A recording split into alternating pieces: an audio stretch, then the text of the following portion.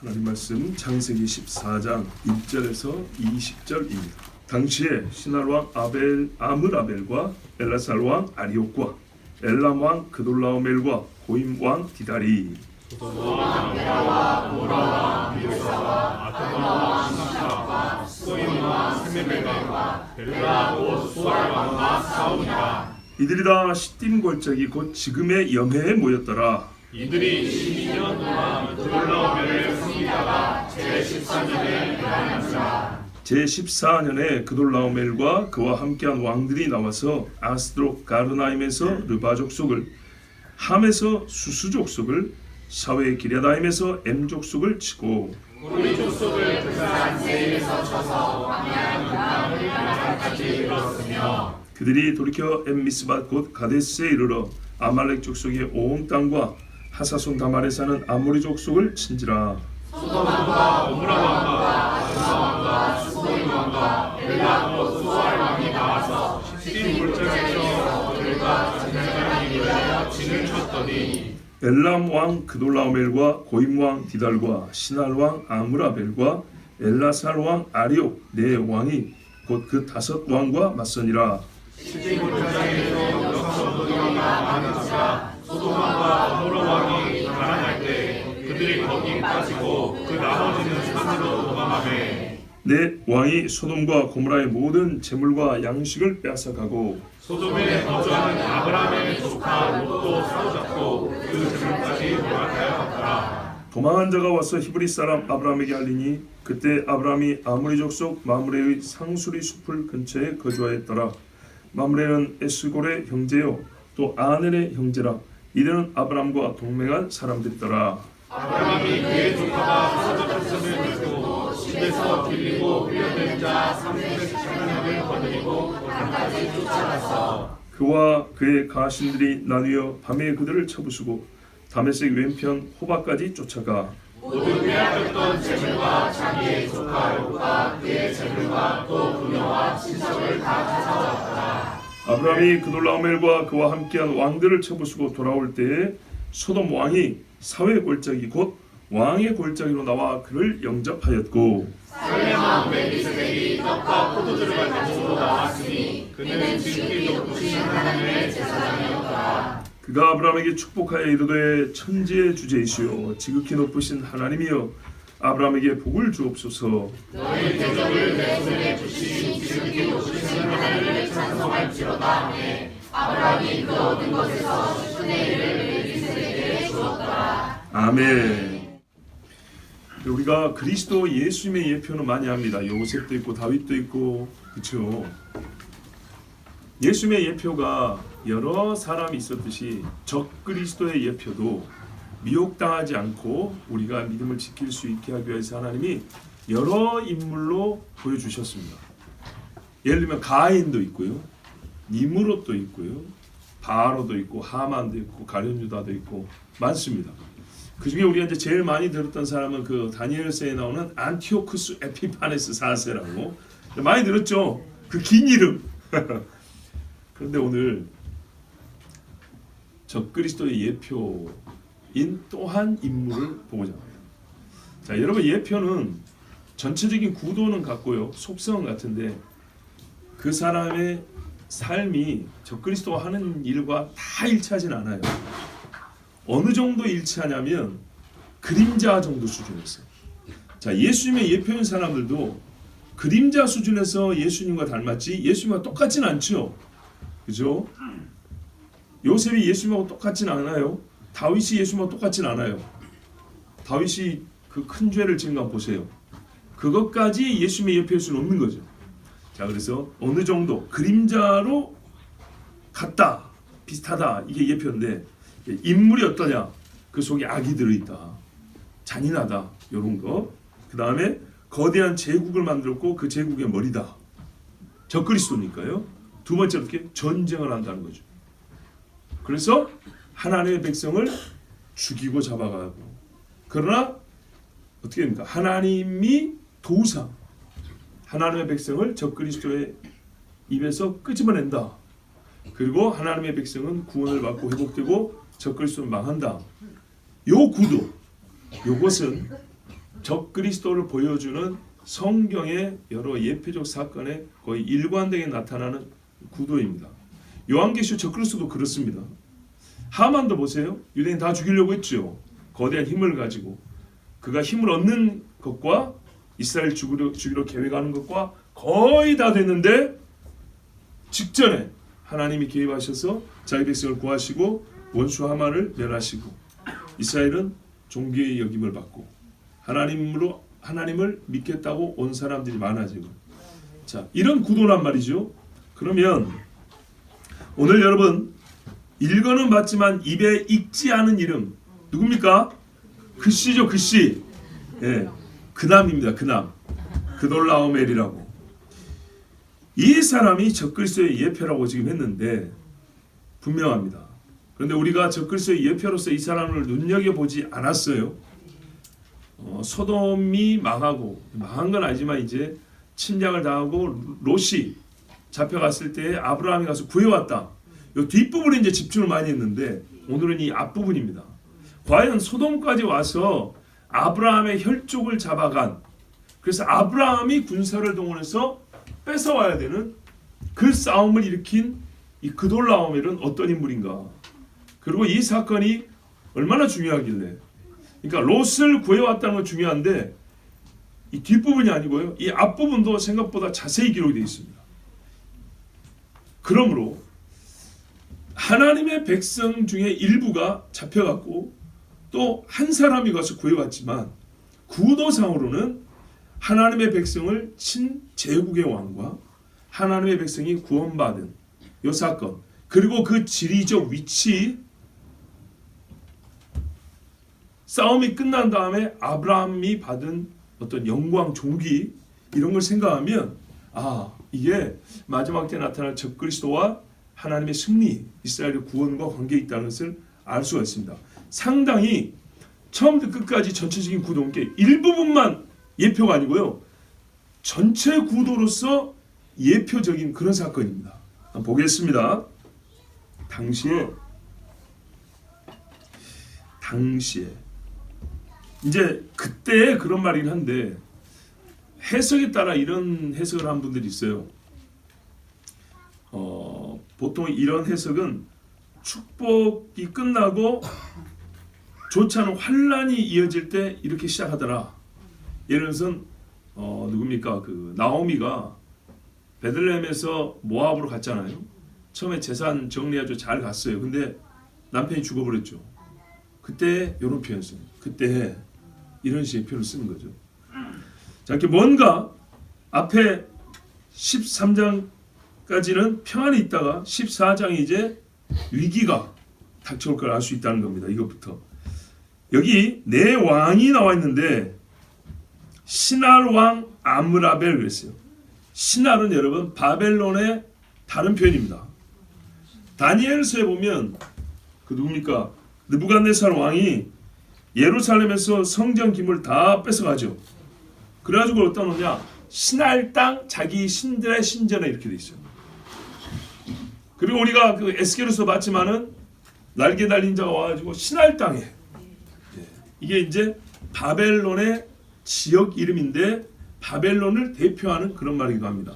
그래서 시날 왕 아므라벨 하면 바벨론의 왕 이렇게 봐야 되는 겁니다. 엘라살 왕 아리오, 엘라살은 헬라어 성경에 구약을 헬라어로 번역한 성경에 보면 말 그대로 헬라라고 되어 있어요. 헬라. 우리가 지금 중동에서 일어난 전쟁을 보는데 왕이 지금으로 말하면 유럽 쪽에 왕이 지금 한 명 나오죠. 헬라 지역입니다. 세 번째 엘람 왕 그돌라오멜인데 이 엘람이 어디냐? 엘람은요 여러분 창세기 10장이나 역대상 1장에 보면 셈의 아들 중에 장자로 나옵니다. 노아 홍수에 셈과 함과 야벳 그러죠. 그리고 아브라함도 셈 족속이죠. 그래서 우리가 수메르 세계 문명의 시작 수메르한데 이게 세메르에서 변형된 거라고 했어요. 셈 족속. 자, 셈의 아들은 엘람과 아수르와 아르박삭과 룻과 아람이요. 그 다음에 역대사하면 아람 다음에 우스와 훌과 게델과 메색이라 이렇게 나옵니다. 우스 땅, 욥 나오죠. 욥이 하나님에 대한 이해와 믿음이 있었다는 거 어디서 나는지 아시겠죠? 셈 족속입니다. 근데 엘람이 장자인데 장자권이 어디로 이어진지 압니까? 영적 계보가 셋째 아들 아르박사스로 이어집니다. 셈 아르박사 이렇게 내려가죠. 엘람의 뭡니까 그게 이제 각 민족과 언어들로 흩어졌잖아요.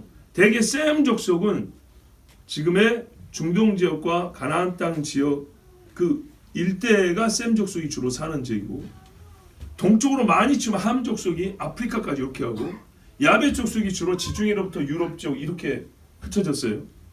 그런데 보면 주 거주 지역이 아닌데 그 중에 한 놈씩 이렇게 다른 데 가서 사는 사람도 있어요. 원래 그러니까 가나안 땅은 대개 셈 족속들이 사는 땅인데 함 족속이 거기 들어와서 가나안 족속으로 들어와 살고 있었어요. 이런 식이에요. 이 동쪽은 주로 함 족속 땅인데 셈 족속의 아들 엘람이 거기 살고 있어요. 이렇게 하나씩 띄어진 애들이 있어요. 왜 그랬을까? 뭐 이유를 찾아볼 수 있겠지만 여기 엘람은 장자니까 아버지와 함께 있어야 되지 않겠습니까? 그러니까는 옛날에 이 셈 족속이 주로 살던 데가 뭐냐면 지금으로 보면 시리아죠. 아람. 아람이라고 하잖아요. 방랑하는 아람인으로서 아브라함도 이렇게 불렀죠. 요 지역이 주로 셈 족속이 사는데, 그런데 이 엘람은 쫙 동쪽 끄트머리 이란입니다. 이란 바닷가라고요. 겁나게 멀죠. 바벨론족 동쪽 끝까지 간 거예요. 거의 인도 파키스탄 그 접경 그 비슷한 데까지 간 거예요. 이란 동쪽까지. 왜 이렇게 멀리 갔을까요? 일단 우리가 왜는 모르겠지만 확실한 건 형제들하고 아주 멀리 떨어졌다는 겁니다. 그리고 장자인데 장자로서 아버지 옆에 있잖아요. 고대 사회 아닙니까? 홍수 끝나고 이 정도 되면 한 300~400년 정도밖에 한 400년? 500년? 400년가 얼마 안 된 때입니다. 그러면 아버지 옆에 있어야 되는데 장자가 저 멀리 그것도 끄트머리까지 갔다는 것은 아버지와 같지 않다는 걸 알 수 있죠. 많이 다른 걸 알 수 있죠. 추정컨대 말입니다. 그리고 영적 계보가 아르박사스로 내려왔다는 말은 셋째 아들 아르박사시 셈의 신앙을 이어받았다고 할 수 있죠. 아니나 다를까 이 엘람에서 나라를 세웠는데 이제 시간이 좀 지났어요. 이때 왕 이름은 그돌라오멜인데 이름의 뜻이 두 가지가 있어요. 하나는 한 줌의 곡식단입니다. 왜 이름을 이렇게 작게 지었을까요? 그런데 여러분 아시리아 서판에 아시리아 쪽에 이 고대 사람들 이름을 쓴 그 서판들이 있어요. 점토판 따쓴 거기서 그돌라오멜이 나왔어요. 거기에 뜻은 어떻게 되냐면 서부의 약탈자입니다. 동쪽 끝에 있었다 했죠. 서쪽으로 치고 들어오는 정복자라는 뜻으로 그렇게 불렸습니다. 참 아이러니하죠. 한 줌밖에 안 되는 인간이 이름 안에 다 들어있어요. 한 줌밖에 안 되는 인간이 어쩐다고요? 세계를 먹겠다고 그 동쪽 끄트머리에서 나라를 세워가지고 서쪽으로 그러니까 중간에 바벨론, 헬라 요리 가는 겁니다. 그리고 어떻게 해요? 뜻이 같은 거로 정복으로 끝난 게 아니라 동맹을 삼았어요. 하나 남았죠. 고임이란 말은 말 그대로 민족들이라는 말인데 옛날 우리 선배들 중에는 어떻게 해석을 했냐면 그냥 밑도 끝도 없이 민족의 이름이 없이 그냥 고임 민족들 가나안족 중에 고임이라는 족속이 있었어요. 근데 그 고임이 아니에요. 이거는 한참 옛날이에요. 한참 옛날 고임인데 그래서 뭐라 하냐면 로마를 가리키는 말 같다 이렇게 해석한 사람이 있어요. 왜냐하면 이렇게 당시에는 로마가 없습니다. 로마가 없지만 지리적으로 볼 때 계속 지금 동쪽으로 가잖아요. 자, 엘람이니까 이란 동쪽인데 이란 동쪽에서 바벨론, 헬라, 그 다음 하나 민족들이 있는 곳, 여러 민족이 모인 지역에 왕 이렇게 돼 있단 말이죠. 여러 민족이 모인 곳. 그래서 아마도 이거는 지중해 넘어 오늘날로 보면 로마 지역까지 약 유럽의 일부를 가리키는 것 같다. 자, 그리고 이 사람들이 이 엘람 왕과 동맹군입니다. 그럼 여러분 보세요. 이 중에 실세가 누구고 머리가 누구냐면 엘라만 그돌라오멜입니다. 얼마나 넓은 지역인가 봐보세요. 훗날에 보면 대제국들이 있는데 느부갓네살의 신사에 보면 제일 위에 머리가 바벨론이고 그 다음에 페르시아. 이 엘람이 후에 페르시아입니다. 그 다음에 뭐가 나옵니까? 헬라가 나오고 그 다음에 로마가 나오죠. 자, 니므롯이 고대 바벨론이고 그 다음에 엘람이 페르시아의 전신이고 그 다음에 이스라엘이 왕조를 세웠을 때 신바벨론 느부갓네살, 그 다음에 고레스, 다시 엘람의 후신인 페르시아, 이렇게 연결되어 갑니다. 그리고 그들이 점령한 지역이 거의 비슷합니다.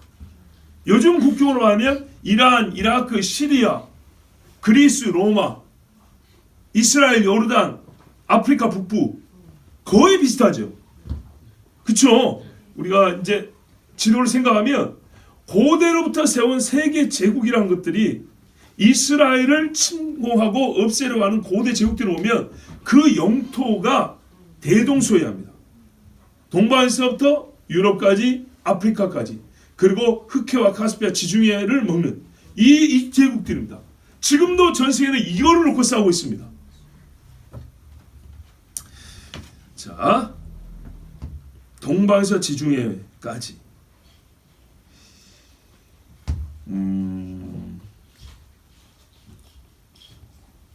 그리고 후에 바벨론, 페르시아, 헬라, 로마로 이어지는.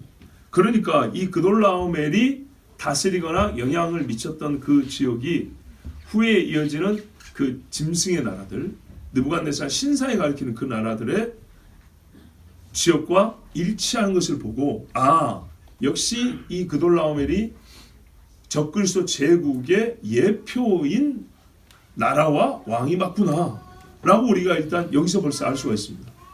그가 영향력을 미친 사람은 동방 사람과 유럽 사람과 로마까지, 땅도 그렇고. 이렇게 됐는데 이때 소돔왕, 여기는 어디입니까? 가나안 땅의 사해 있죠? 사해 동남부 지역, 그 사해 해변가들입니다. 베라, 고모라 왕, 비르사, 아드마 왕, 시납, 스보이 왕, 세메벨, 벨라 왕, 소알, 5왕입니다. 그런데 여러분, 왜 5왕이 네 왕한테 못 이었는지 아시겠죠? 이것들 해봐야 한 줌밖에 안 돼요, 진짜. 사해바다 옆에 성 하나씩 갖고 있는 영주 정도밖에 안 되는 것들인데 위에는 보세요. 얼마나 대단한가. 그러니까 이게 4대 5라고 보면 안 되는 거고요. 국력의 차이와 이 군사력의 차이가 비교가 안 되는 겁니다. 자, 이 위쪽 왕들이 이 5왕들한테 조공을 받았는데 야들이 12년인가 섬기다 어떻게 해요?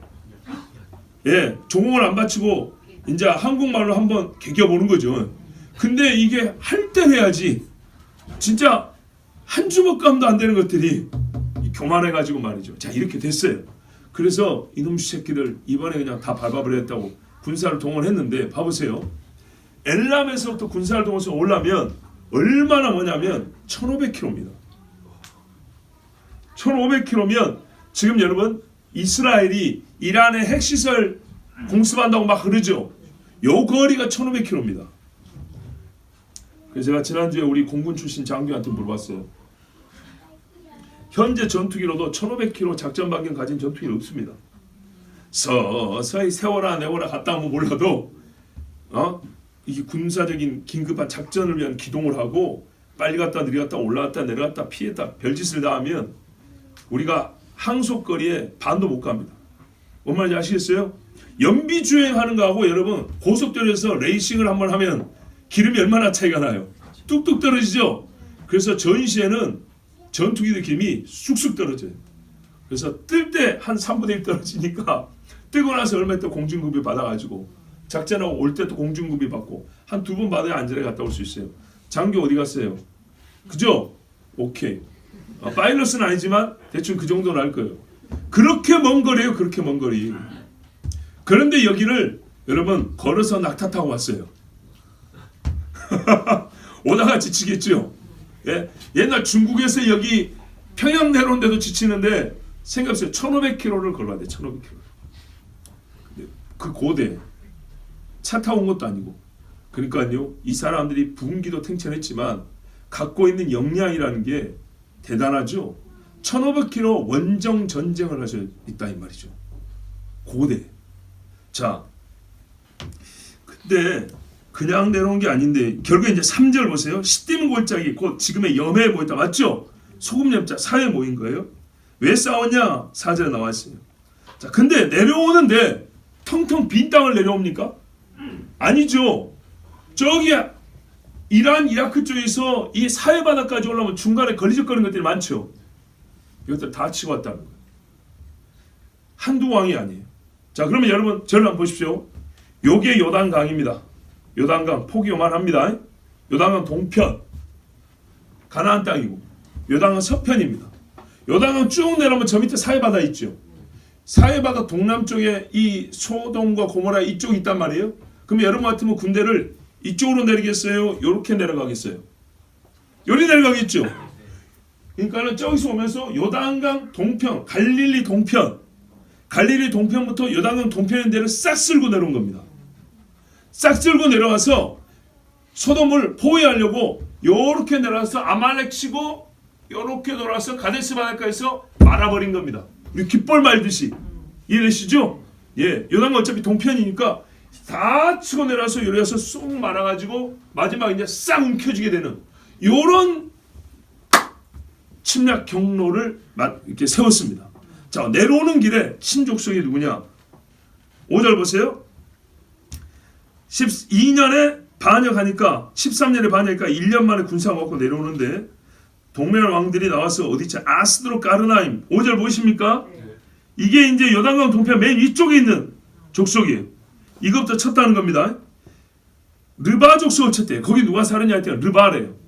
여러분 우리 신명기에 보면 거인족 중에 르바임 나옵니다. 거인족을 때려치고 왔어요. 대단하죠? 그 다음에 하메스 수스. 좀 더 내려오면 요단 동쪽에 여기는 처음에 산지고요. 좀 내려오면 평지가 있어요. 그거 치고 내려온 거예요. 이제 나중으로 말하면 여기가 이제 암몬 지역쯤 되겠죠. 좀 더 내려오면 사웨 기라다임에서 M 족속 쳤다 했죠. M이 뭐냐면 M임 모압이 친 거인족입니다. 나중에 모압 족속이, 그러니까 모압 족속이 아직 안 나왔죠. 그렇죠? 소돔과 고모라 안 죽었으니까. 이제 모압은 암몬이 어디서 나옵니까? 로색에서 나오는 족속들 아닙니까? 그러니까 그 전이니까 거인족이 살고 있었어요. 근데 이쪽 거인족들을 싹 치고 내려온 겁니다. 근데 잘 보세요. 어디서 쳤다고요? 사웨 기라다임 이렇게 돼 있죠. 좀 이따가 사웨 골짜기라고 또 나옵니다. 기억해 놓으십시오. 자, 거인족들 치고 그 다음에 6절 밑으로 쭉 내렸어요. 호리 족속을 어디서 쳤대요? 세일산. 아, 에돔이 가기 전에 왕들이 있었다 했어요. 이미 세일산은 에서가 사는 지역이죠. 나중에. 그러니까 이쪽으로 와가지고 좀 꺾어가지고 소돔 외곽으로 호리 족속 세일산을 쳤어요. 그리고 광야 금방 밑으로 더 내려갔죠. 엘바나까지 이르렀고 돌이켜 이제는 밑으로 쭉 가면 바다로 가야 되니까 다시 올라와야죠. 그래서 꺾어서 올라오면서 엠미스 받고 가데스에 이르러 나중에 우리 그 이스라엘 백성이 가나안 정탐할 때 이스라엘 맨 아래 부분 가데스 바네아 그 출동하죠. 거기. 그러니까는 남부 지역이에요. 남부 지역에서. 그러니까 또 누가 있어요? 아말렉 있는 애. 그래서 아말렉 치고. 그리고 이제 하사손 다말 이 사해 근처 엔게디 포도원이 있는데 거기 또 치고 아모리 족속도 거인족 아닙니까? 그러니까는 방해될 만한 것들은 다 쳐버렸어요. 근데 이 친족속들이 소돔과 고모라 옆에 있는 이 왕들보다 훨씬 더 세지 않아요? 거인됐다가 지금 몇 개 족속을 치고 내놨습니까? 지역도 훨씬 넓고. 그니 소돔과 고모라 이 사해 옆에 있는 왕들은 한 줌거리도 안 되는 거예요. 웃겨버리는 거죠 진짜. 네? 그러니까 보세요. 이 네 왕이 내려오면서 얼마나 많은 지역을 정복 내지는 다 처리하고 휩쓸고 왔는 거 봐보세요. 강력하죠. 이게 자 보세요. 바벨탑 사건 이후 최초의 국제전쟁입니다. 동맹을 형성해서 동맹과 동맹끼리 싸우는 말하자면 성경에 기록되는 최초의 대전입니다. 세계대전입니다. 당대로 볼 때는. 당대 기준으로. 무지막지한 전쟁입니다. 근데 주 전쟁이 어디입니까? 요단강을 중심으로 한 그 지역에서 일어난 전쟁입니다. 군사가 어디서 결집했어요? 저기 위쪽이죠. 유프라테스강 그 쪽에서 결집을 했겠죠. 보세요. 엘람에서 모이고 헬라 쪽에서 모이고 하면은 모여가지고 내려와야 되죠. 그러면 대개 유프라테스 티그리스강 그 지역이죠. 거기서 모여갖고 내려온 겁니다. 지명이 언급되지만 당연히 그렇게 되는 거죠. 여러분 성경에 유프라테스강 얼마나 많이 남아있는지 모릅니다. 홍수 이후로 에덴에서 흘렀던 네 강이 다 안 보여 없어졌는데 유프라테스 강만 희한하게 아직까지 정확한 그 지리적 위치는 다를 수 있지만은 계속 그 이름이 쓰이죠. 특히 마지막과 관련해서 유프라테스산이 잘 우리가 기억이 되겠습니다.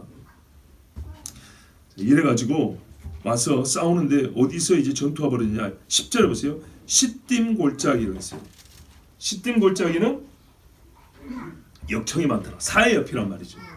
사해 근처 역청이 많아가지고 그 지역의 지형지물에 익숙한 소돔과 고모라 왕이 안 빠져야 되는데 사실은 이걸 이용해서 적을 멸해야 되는데 상대가 안 되니까 도망가다가 다 빠져버린 거예요.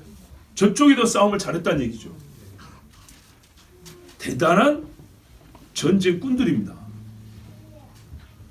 그리고 일부는 도망갔고요. 그래서 어떻게 했냐? 다 뺏어가지고 돌아가더라. 그때 아브라함의 조카 롯도 뺏겼더라. 그러니까 사로잡혔다. 이 소식을 어떤 사람이 도망 나와서 히브리 사람 아브라함에게, 히브리는 어디서 왔다 그랬죠? 에벨에서 왔다 그랬죠. 이스라엘이라는 이름이 주어지기 전에 그 조상의 이름을 따서 부를 때 강을 건너온 사람하고 에벨 족속에서 발음이 변형됩니다. 그래서 이브루, 히브루 이렇게 변형됩니다. 그래서 히브리 사람이라고 불렸습니다. 아브라함에게 고하니 아브라함이 겁없이 그때 하나님 앞에 마므레 상수리 숲을 저기 헤브론 근처에 살고 있다가 그와 동맹한 그 동네의 형제들 마므레와 함께 자기 집에서 기른 자 318명을 데리고 단까지 쫓아왔다. 자, 지금 당시에는 단이라는 이름이 없죠. 그렇지만 이게 모세가 기록했기 때문에 지금 그 지역이 단이라고 불린다라 이렇게 말하는 거죠. 얼마나 위에까지 간지 아시겠죠. 그러니까 이게 이쪽에서 죽어가지고 이렇게 끌고 가고 있는데 올라간단 말이죠. 그러니까는 저리 가야 되는데 아직 가나안 쪽 이쪽 끄트머리 머물러 있다 보니까 아람 쪽으로 올라가고 있는 중이에요. 여기서 집계를 여기서 이제 해산해야겠죠. 올라오는 중인데 아브라함은 이쪽 끄트머리 있다가 이렇게 올라가지고 여기서 쳤다는 얘기입니다. 어쨌든 이스라엘 땅을 가로질러 올라온 거예요. 정말 멀리 왔죠. 그리고 이게 다 흩어지기 전에 쳐야 되니까 빨리 왔겠죠. 근데 여러분 생각을 해봅시다. 318 집에서 비는 사병이 셀 수 없이 많고 무장도 돼 있는 훈련되어 있는 정규군을 이 거대한 제국군을 이길 수 있을까요? 그랬으면 소돔이 이겼겠다. 거인족들이 이겼고, 그죠? 이게 진짜 여러분 이 사건을 보면 말이 안 되는 싸움입니다. 다윗이 골리앗 죽인다고 비견될 만한 싸움이라니까요. 그 옆에 아모리 족속 중에 이제 일부 아브라함하고 친구 된 사람도 있잖아요. 그래봐야 거기도 사병들이에요. 집에서 기른 자들이라고요. 그러면 그쪽 모아봐야 잘해야 한 1000명이나 될까 말까 하는데 이 사람들이 뭐 변변한 뭐 갑옷이 있습니까? 뭐가 있습니까? 훈련을 해도 얼마나 있겠습니까? 근데 여러분 보세요.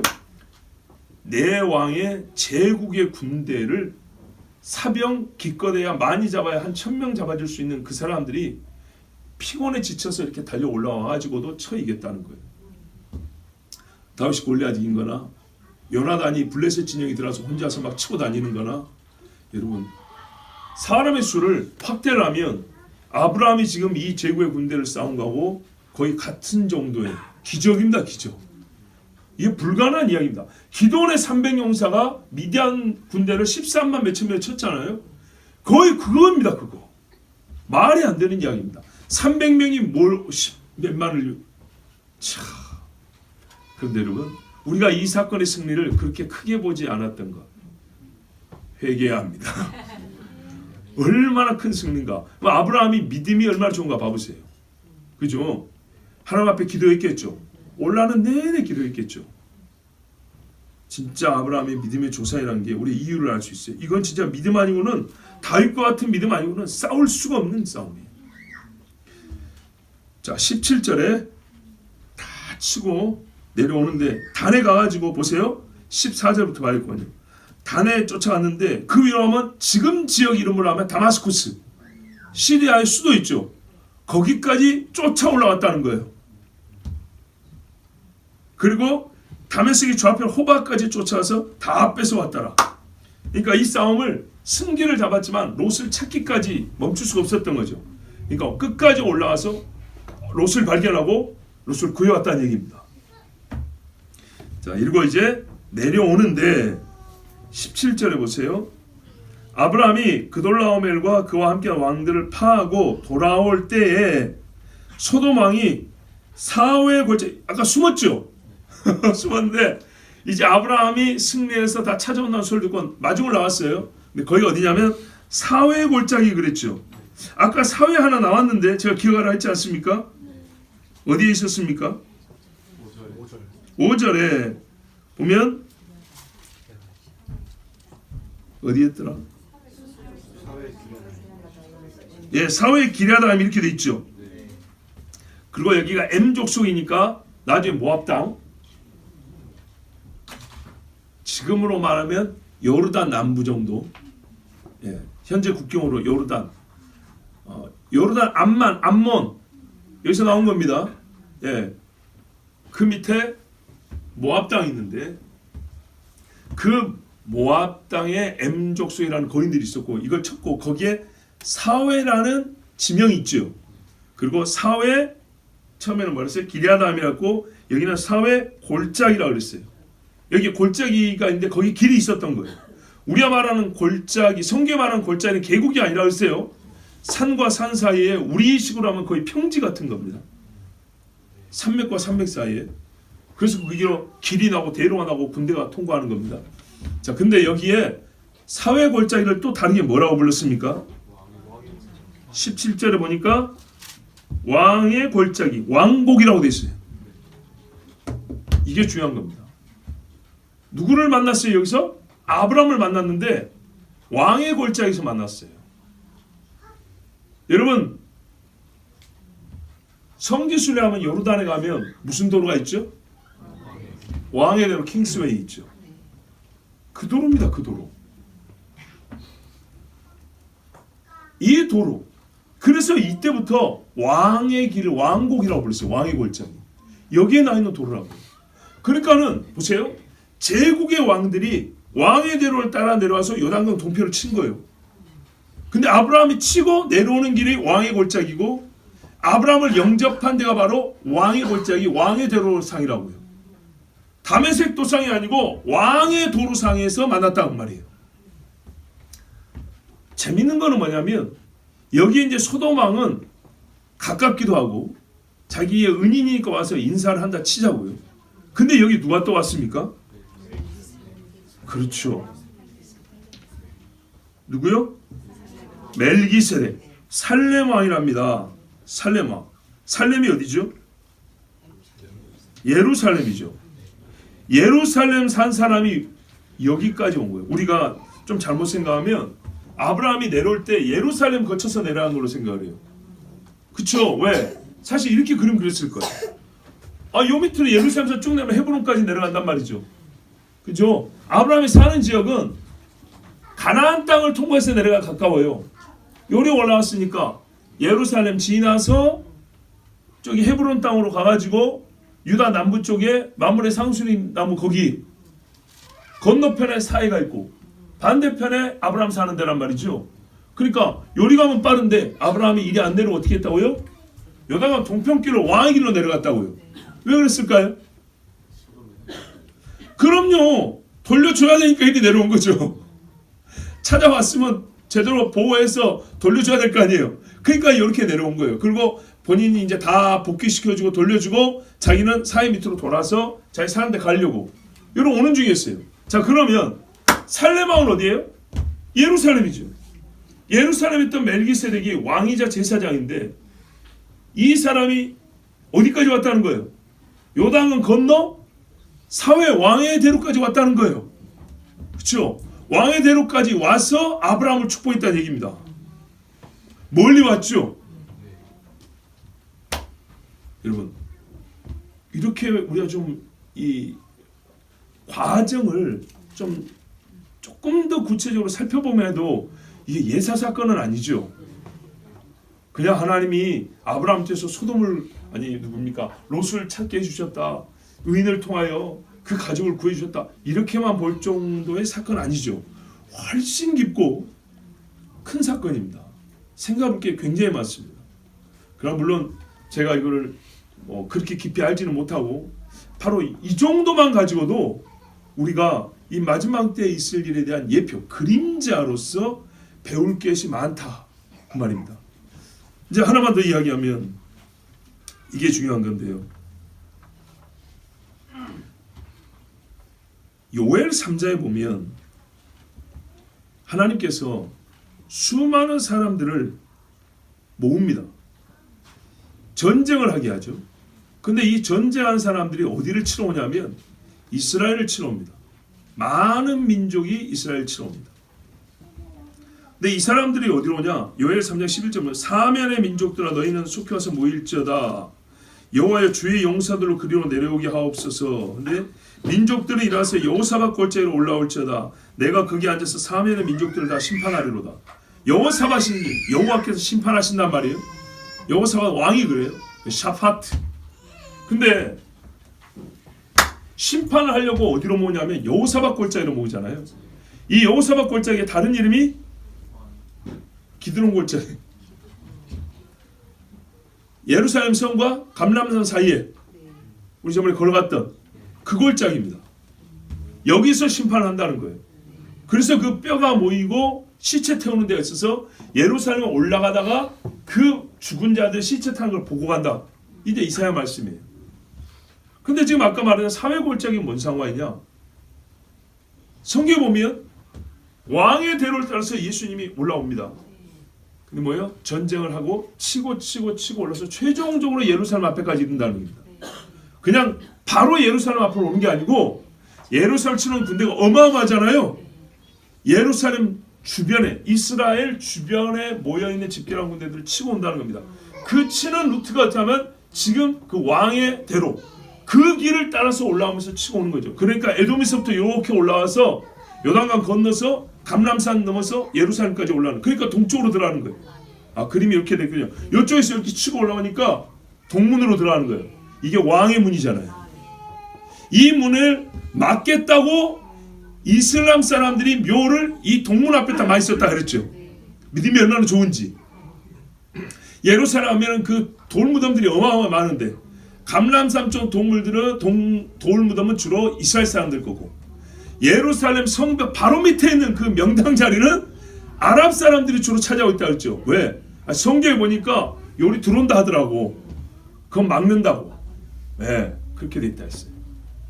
예수님 오는 길이 왕의 대로부터 치고 올라와서 이렇게 들어오는 거예요. 이 여호사밧 골짜기, 기드론 골짜기 있는 사람 다 치고. 여러분 이 핏물을 씻어야 되겠죠. 이 들어온 거 씻어야 되죠. 성경에 보면 뭐라 했어요? 지진이 나서 땅이 이렇게 갈리고 저렇게 갈린다 했어요. 위로 쭉 올라가 갈립니다. 그리고 옆으로 갈려 지중해까지 통합니다. 그리고 물이 어디서 나면 성전 이 북쪽 문에서 물이 솟아난다 했어요. 그래서 어떻게 해요? 살리고 이렇게 돼 있어요. 죽은 땅들 아닙니까? 그런데 이 땅들을 살리고 소생케 하며, 그래서 그 옆에 생명과 실수가 열린다 했어요. 그래서 다친 자들, 병든 자들을 소생케 하며 이렇게 말씀하는 겁니다. 자, 근데 이 사람들을 칠 때 최종적으로는 여호사밧 골짜기 치는데 요엘서에 보면 이런 말이 있어요. 낫을 휘두르서 포도송이를 다거두어서 포도즙 틀에 넣고 밟으라. 피가 나서 말 굴레까지 어떻게요? 아니 그 사람들이 이제 그 말 그러니까 뭡니까? 잘못 말했는데요. 치는데 나중에 보면 요한계시로 보면 똑같이 포도즙 틀에 밟아가지고 저 멀리까지 내려간다고 그랬죠. 요엘서에도 보면 포도주 틀이 넘친다 이렇게 표현이 돼 있어요. 그리고 여호와의 성전에서 샘이 흘러나와 시딤 골짜기에 되리라. 아까 시딤은 사이라 그랬죠. 이게 요엘서에 나온 말이에요. 그래서 최종 결론은 어떻게 되냐? 유다는 영원히 있겠고 예루살렘은 대대로 있으리라. 내가 전에는 그들의 피 흘림 당한 것을 갚아주지 아니하였거니와 이제는 갚아주리니 이는 여호와께서 시온에 거하심이라. 그러니까 이게 최종 적그리스도의 전쟁에서 이스라엘이 거의 포위다시피 죽어갈 때, 이게 여기서 말하는 롯은요 전체 이스라엘은 아니지만 아브라함의 혈족이죠. 즉 하나님의 백성을 예표하는 겁니다. 그런데 어떻게 된다고요? 그 전에 내버려뒀지만 이제 이 마지막에 하나님의 군대를 벌써 싸워서 구해준다는 얘기입니다. 그리고 이 원수들은 피 흘리는데, 이 피 흘린 이 길에 예루살렘에서 물이 나와서 시딤 골짜기 저 사이에 골짜기까지 쑥 내려서 씻어. 요 말씀이 요엘서에 이미 기록이 되어 있습니다. 근데 요때 또 뭐라 하냐면, 계시록에 보면 중요한 말이 나오는데요. 계시록에 보면 14장에 무너졌도다 무너졌다 8절에 큰 성 바벨론이여 진노의 포도주를 먹이던 자로다 이렇게 돼 있어요. 여기서 큰 성 바벨론이었는데 아까 엘람은 페르시아라면서요. 근데 아까 신할왕 이렇게 돼 있죠. 그러니까는 바벨론이 포함되어 있는 겁니다. 바벨론이 포함되어 있어서 큰 성 바벨론이여 이랬고요. 14장 17절 이하에 예리한 낫을 휘둘러. 그 전에는 곡식을 거두는 낫이 있고 포도를 거두는 낫이 있다고 두 가지를 얘기했어요. 얼마 전에. 이 두 번째가 바로 이 원수들을 멸하는 건데, 예리한 낫을 휘둘러 땅에 포도송이를 거두라. 포도가 익었느니라. 천사가 가지고 포도송이를 거두었어요. 그리고 밟았어요. 그랬더니 1600스타디온에 펴졌더라.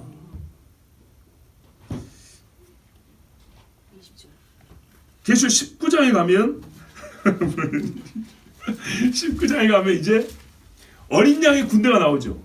어린 양의 군대가 나와가지고 막 치는데 마지막에 이 사람들을 다 죽입니다. 그리고 큰 잔치를 합니다. 그죠? 근데 이 잔치가 어디서 일어날 것이냐 할 때에 성경 우리가 전체를 보면 바로 아까 말했던 여호사밧 골짜기입니다. 자, 이사야 22장에 보면 이런 말씀이 있어요. 1절부터 14절까지 이스라엘이 범죄함으로 하나님이 전쟁이 일어나게 했는데 나중에는 구해준다는 거예요. 구해주는데 환상의 골짜기에서 또 이런 말씀이 있어요. 환상이니까 어딘지 정확히 잘 모르겠어요. 근데 거기에 엘람 사람이 나와요. 엘람 사람 화살통을 메었고 병거탄 자와 마병이 함께 있더라. 이 병거들이 골짜기 아름다운 골짜기 가득하더라. 성문에 정렬되었다 이렇게 있죠. 성문 아마 예루살렘 성문이 아닐까. 그러니까요 예루살렘을 치러 와서 그 넓은 골짜기에 군대가 빼곡하고 최종적으로는 끝까지 다 침략을 해 들어와서 예루살렘 성문 앞에까지 이르렀다는 겁니다. 이 이야기입니다. 근데 엘람은 어떻게 해요? 옛날부터 활을 잘 쏘더라 이런 거예요. 그 다음에 예레미야 49장에 보면 예레미야가 유다가 멸망하기 직전에 엘람에 대한 예언을 받습니다. 아직까지 이루어진 건 아닙니다. 뭐라 하냐면 이사야 49장 34절 이하에 한 35절부터 보면 보라 내가 엘람의 힘에 으뜸가는 활을 꺾을 것이요 하늘의 사방에서 사방바람을 엘람에 오게 하여 그들을 사방으로 흩트리니 엘람에서 쫓겨난 자가 가지 않는 나라가 없으리라. 여호와의 말씀이라. 내가 엘람으로 그의 원수에 앞고 그의 생명을 노린 자의 앞에서 놀라게 할 것이며 내가 재앙과 나의 진노를 그들 위에 내릴 것이며 내가 또 그 뒤로 칼을 보내어 그들을 멸망시키리라. 내가 나의 보좌를 엘람에 주고 왕과 고관들을 그곳에서 멸하리라. 여호와의 말씀이라. 그러나 말일에 이르러 내가 엘람의 포로를 돌아오게 하리라. 여호와의 말씀이라. 아멘. 그래서 지금 현재 일하는 선교하는 분들이 이 말씀을 붙들고 가는 분들이 많아요. 엘람도 이스라엘을 치는 그 큰 제국의 군대의 주력 머리 역할을 할 것이지만 그래서 하나님이 징벌을 내려서 죽이고 흩어버리고 왜 이스라엘이 그렇게 했으니까 그렇게 할 것이지만 남은 엘람 사람들을 하나님이 또한 구원하고 돌아오게 할 것이다. 이 말씀이 있어요. 그러니까 우리가 여기서 이제 크게 보면 정리를 하면 이런 겁니다. 현재 이란으로 불릴 수 있는 고대 엘람, 그 다음에 페르시아. 근데 여러분 중동에서도 페르시아는 인종이 다르단 말 들어보셨죠? 그런 말 들어보셨죠? 셈 계열이니까요. 물론 인종이라는 말이 옛날에는 없는 그 개념인데 하여튼 요즘 말로 쓰면은 그래서 다르다 그런 거예요. 셈 족속이니까. 함의 지역에 셈이 살고 있으니까 변질된 셈이라 볼 수 있겠죠. 근데 옛날에도 그랬지만 이 사건을 보여주시 마지막에 어땠느냐? 엘람의 후예인 이란 이 그 지역 나라들의 강력한 힘을 행사하여 동쪽에 있죠. 인도 이전까지는 최고 동쪽이죠. 이쪽에서 바람이 시작되어서 중동에 있는 여러 나라들에게 힘을 미쳐서 군사적 동맹을 맺고 어디를 치자? 이스라엘을 치자 한다 이 말입니다. 이스라엘을 치자. 예필 사건이니까 똑같진 않아요. 그러나 잔인무도하게 이스라엘을 치자. 활과 마병, 병거가 대단하다고 그랬어요. 그러니까는 이쪽에서 시작해서 현재 중동과 일부 유럽 국가까지 포함해서 가자 이렇게 한다는 거예요. 이렇게 해서 이스라엘까지 내려오는데 파죽지세로 내려옵니다. 어마어마한 군대니까. 근데 이 전쟁이 에스겔 38장 39이면 고기 일으키는 전쟁이 있죠. 거기도 보면 매색이 나오는데 이제 우리가 추정키는 요 스탄 지역이라든지 러시아까지 포함해서 요 위에서도 내려오고 동쪽에서 동북에서 같이 내려오면 어마어마한 군대죠. 이스라엘 전체를 다 감싸고 있단 말이죠. 이길 수가 없어요. 마지막은 그때 사람이 보기에는 군대 수는 이렇게 많지는 않아요. 근데 그리스도 예수께서 사람의 눈에 보이는 이 육의 군대가 아니고 천사들과 함께 온다고 그랬어요. 여러분 성경에 보면 천사는 고차원의 존재이기 때문에 사람을 실제로 칠 수도 있고요. 발로 걷어차잖아요. 베드로 일어나 보라고. 그죠? 손을 뻗으니까 어떻게 했어요? 수많은 사람이 죽었죠. 이 엄청난 군대, 힘과 능력이 대단한 그리스도의 군대를 통해서 오는데 이 군대, 이 이스라엘 치러온 군대들이 있는 그 변방에서부터 그러니까 저 이스라엘을 둘러싸고 있으니까요. 요 에돔 지역에서부터 쑥 치고 온다는 얘기입니다. 그리고 마지막 이스라엘 예루살렘 옆에 기드론 골짜기, 곧 여호사밧 골짜기, 여호와께서 심판하신다는 이 골짜기에 가서 친다는 얘기입니다. 그리고 주님은 승리자로서 자기 백성을 구하고 예루살렘으로 들어갑니다. 이게 성경에서 말하는 천년 왕국의 시작입니다. 천년 동안 다스린다는 겁니다. 아니 새하늘과 새 땅 위에 불타는 게 있어요? 있는 땅을 그대로 천년 동안 다스리기 때문입니다. 새하늘과 새 땅 전에 성이 분명히 천년 왕국이 있다고 했어요. 천년 동안 왕이 다스린다 해서 왕국인 겁니다. 킹덤, 왕이 다스립니다. 근데 그때 이 죽은 시체들 어떻게 해요? 모아서 태우죠. 근데 워낙에 많기 때문에 저 들판에도 있지만은 예루살렘 밑에 그래서 게헨나, 헬라어로 게헨나 지옥이란 말이죠. 그래서 실제 지옥도 있지만 땅에서 그렇게 불리는 데서 게헨나라고. 이스라엘 여기 남부 예루살렘 남쪽 골짜기 아주 깊고 넓은데 거기에 시체를 태웠어요. 그래서 이 천년 동안에는 하나님의 백성들이 성전에 올라오고 주님을 뵈러 올라갈 때마다 그걸 본다고 돼 있어요. 이게 이사야 66장에 기록되어 있는 말씀입니다. 뭐라고 되어 있냐면 내가 지을 새하늘과 새 땅이 내 앞에 항상 있는 것 같이 하면서 말씀하면서 매월 초하루와 매 안식일에 모든 혈육이 내 앞에 나와 예배하리라. 그들이 나가서 이때는 그러니까는 여기서 새하늘과 새 땅은 천년왕국입니다. 왜냐하면 초하루와 매 안식일 이 사이클은 달이 있는 이야기잖아요. 내 앞에 나와 예배하리라. 그들이 나와서 내게 패역한 자들 시체들을 볼 것이라. 그 벌레가 죽지 아니하며 그 불이 꺼지지 아니하여 모든 혈육에게 가증함이 되리라. 이게 실제로 보게 되는 겁니다. 근데 요거를 그대로 사용해서 주님이 불신자로 죽은 자들의 상태를 설명을 했을 때 지옥을 이 말한 거예요. 이게 눈으로 보이는 것과 보이지 않는 저 속에 있는 것이 똑같다 이 말입니다. 그리고 이 모든 것들이 나중에 어떻게 한다고요? 통째로 불못에 들어간다고 그랬어요. 자, 그러면 여러분 여기서 이제 하나의 궁금증이 있습니다. 아브라함이 예수님을 예표하는가요? 아브라함이 예수님을 예표한가요? 어떤 사건에서는 예표니까 일부분 예수님을 예표하는 것처럼 보이기도 합니다. 그런데 여기 멜기세덱이라는 사람을 보세요. 멜기세덱이 아브라함에게 뭘 받아요? 10분의 1을 받습니다. 11조의 최초 등장이 여기입니다. 농경사회 문제가 아닙니다. 전리품입니다, 여러분. 그죠? 엄밀히 말하면 11조의 기호는 전리품입니다. 전쟁에서 얻은 것의 10분의 1입니다.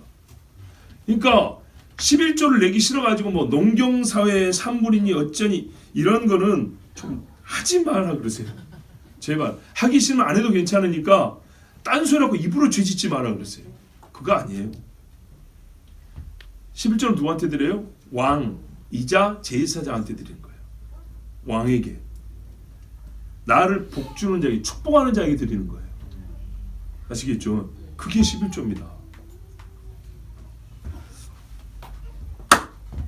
아브라함이 이걸 드렸어요. 그럼 멜기세덱은 아브라함을 먹이려고 떡과 포도주를 가지고 나왔어요. 떡과 포도주. 그렇죠. 아브라함보다는 여기서 멜기세덱이 예수님의 예표입니다. 그렇죠. 아브라함은 하나님의 백성 중에 머리인 자의 예표로 할 것 같으면, 물론 승리를 했죠. 하나님의 군대 역할을 했죠. 왜 이스라엘이 그때 가만히 있지는 않는단 말이죠. 하나님 승리하게 하세요. 그 쪽수도 안 되는데 승리하게 하세요. 그런데 히브리서에 보면 그리스도와 방불하여, 그리스도에 비길 만한 인간 중에 한 명을 꼽자면 누구라 그랬어요? 멜기세덱 그랬어요. 이 사람이 얼마나 높은가 생각해보라. 아브라함도 그에게 예물을 바쳤다 이렇게 돼 있어요.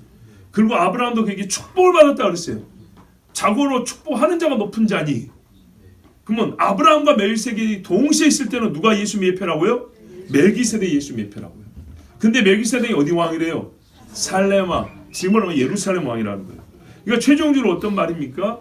하나님의 백성이 승리하여 그 살렘의 왕이 그 백성을 축복하는 그런 마지막 장면으로 이 이제 전쟁이 끝납니다. 그래서 살렘 왕을 섬기는 백성들, 살렘 왕으로부터 축복을 받아요. 아마 아브라함이 올라갈 때 예루살렘을 거쳐 올라갔을 거예요. 올라갈 때 이쪽으로 갔으니까. 이거는 진짜 추정입니다. 신학도 아니고 성경에 근거도 없어요. 근데 잽도 안 되는 전쟁에서 이기려고 시작을 했으면 진짜 하나님의 도움이 필요하지 않겠어요? 내가 아브라함이면 가는 길, 올라가는 길에 살렘 왕 멜기세덱한테 기도 부탁하고 올라갔겠어요? 그렇지 않겠어요? 그 내려오는 소식 듣고 이제 멜기세덱 기뻐서 요단강 건너와가지고 왕의 대로에서 거기서 축복하고, 아브라함은 그 왕의 대로에서 살렘 왕 진짜 왕에게 제물을 바치고, 굉장히 예표적 사건이죠. 여러분 분명히 예표라고 그랬어요. 예표는 똑같지 않아요. 구도를 보는 거예요. 그리고 들어있는 의미들을 파악을 하는 거죠. 그래서 제가 진짜 존경하는 목사님, 영국의 아더 핑크라는 목사님이 있어요. 이분을 통해서 제가 이 통찰을 얻게 됐는데, 이분의 최종 정리를 이거였어요. 이 그돌라오멜 전쟁하고 멜기세덱이 아브라함을 축복한 이 사건은 마지막에 있을 이스라엘의 그 적그리스도가 침략하는 대전쟁과 그때 주께서 구원하시고 이스라엘과 함께 1000년 동안 다스리는 바로 그 결정적 시간, 그 환란의 앞부분이 아니고요, 천년왕국의 뒷부분도 아니고요, 이 전환하는 그때 마지막 최후의 전쟁과 거기서 승리하고 천년왕국으로 들어가는 이 결정적 사건을 우리에게 보여주는 그런 예표가 이 그돌라오멜이라는 인물과 이와 싸워 이긴 아브라함, 이 사건이다 그랬어요. 여러분 어떻게 동의가 되십니까? 저는 동의가 되어서 오늘 말씀을 전한 겁니다. 실제로 적그리스도는 성경에 국제적인 군사동맹을 형성하고 어마어마한 먹구름이 몰려오는 것처럼 그렇게 친다고 되어 있습니다. 여러분 현재도 이스라엘을 치겠다, 없애버렸다는 대표적인 나라는 이란입니다. 엘람의 후예들입니다. 그 다음에 어딜까요? 힘있고 이스라엘과 비슷한 입장을 가진 나라, 힘이 거의 비슷하면서 튀르키예입니다. 터키. 그리고 또 하나요, 러시아. 아직은 대놓고 말을 안 하죠. 자기가 바쁘니까. 근데요, 대표적인 나라가 이란이고 그 다음에 튀르키예고 그 다음에 러시아입니다. 뭐 다른 데도 있긴 있지만 이제 국제적으로 볼 때 대표적인 나라들입니다. 여러분 만약에 이 세 나라가 모이면 이 고대 이 전쟁의 동맹국과 비슷하지 않습니까? 에스겔서에 나온 말씀과도 같고. 그래서 지금의 이 전쟁들은 예표라고 전초전이라고 그랬고요. 그리고 제가 분명히 여러분에게 예견하기를 그 큰 나라가 이 조그만 거 진짜 한 줌밖에 안 되는 나라를 치러 오려고 한다면 이건 예표지만 실제로는 어떻게 해요? 이스라엘은 강해야 된다 그랬죠. 약하면 헤즈볼라도 이스라엘을 칠 수 있을 겁니다. 헤즈볼라가 해도 대단한 군사 조직입니다. 그런데 이스라엘한테 진짜 잽도 안 되잖아요. 예. 지금 이란도 이스라엘한테 쩔쩔매고 있습니다. 1대1로 안 돼요. 그래서 핵 써가지고 이스라엘 없애려고 하는데 이스라엘이 그걸 가만두지 않죠. 핵 만들 이유가 첫 번째가 이스라엘 없애려고 하는 겁니다. 그 다음에 미국하고 맞짱 떠보고 있다는 겁니다. 그러므로 여러분, 성경의 이 사건이 정말 이 시대를 수천 년 전, 거의 4,000년 전부터 보여주는 거라고 말하는데 이게 틀린 말이라 하겠습니까? 지금도 보십시오. 어떤 일이 일어나고 있는가. 그러므로 우리가 그랬구나 그리고 끝나지 마시고, 그래서 이스라엘의 평화와 예루살렘 안녕을 위해서 기도하라 그러지 않습니까? 바로 그 기도한 자가 친구입니다. 예. 불법한 자와 함께 뜻을 모으지 마시고 정말 하나님 사랑하는 자와 하나님을 섬기는 자들과 함께 있길 바랍니다. 모세가 말입니다. 애굽에서 혼자 잘 먹고 잘 살 수 있었어요. 근데 뭐라냐면 잠시 죄악의 낙을 누리는 것보다 하나님의 백성과 함께 고난받기를 더 즐거워하고 그랬어요. 그래서 그는 더 큰 상주심을 바라봅니다 그랬습니다. 하나님 주신 영원한 상주심을 바란다면 이 예표적 사건을 보고 우리가 지금 우리 안에도 사상 전쟁이 있지만은 좀 더 이제 큰 스케일의 이렇게 세상적인 세계 전체를 놓고 볼 때 이스라엘에 관해서도 어떤 마음을 가질 것인가를 잘 봐야 됩니다. 몇 년 전에 이스라엘과 관계해서 무슨 유엔에서 투표가 하나 있었어요. 그때 7나라인가 이스라엘을 찬성했고 나머지는 다 반대했던 걸로 아는데 그 중에 태평양에 팔라우라는 동네 아세요? 자, 동네라고 부르는 거는 요만한 섬나라이기 때문에 동네라고 부르는데 요만한 섬나라 팔라우도 이스라엘을 편들어줬어요. 근데 여러분 큰 데가 되는 대한민국이 교회가 이렇게 많은데 이스라엘에 대한 의식도 없고 성경의 예언한 바에 대해 관심도 없고 기도할 줄도 모른다면 되겠습니까? 이 예표적 사건을 보았으므로 우리의 믿음도 지킬 뿐만 아니라 하나님의 백성 이스라엘과 관하여 어떤 마음을 가져야 될지, 우리가 무엇을 기도하고 또한 실제로 그들을 형제로 생각한다면 어떻게 도와야 될지 지금부터 우리 부지런히 생각하고 힘써야겠습니다. 우리 이제 함께 기도하겠습니다. 하나님 감사합니다. 오늘 우리에게 계시하여 주시고 알려주셔서 감사합니다.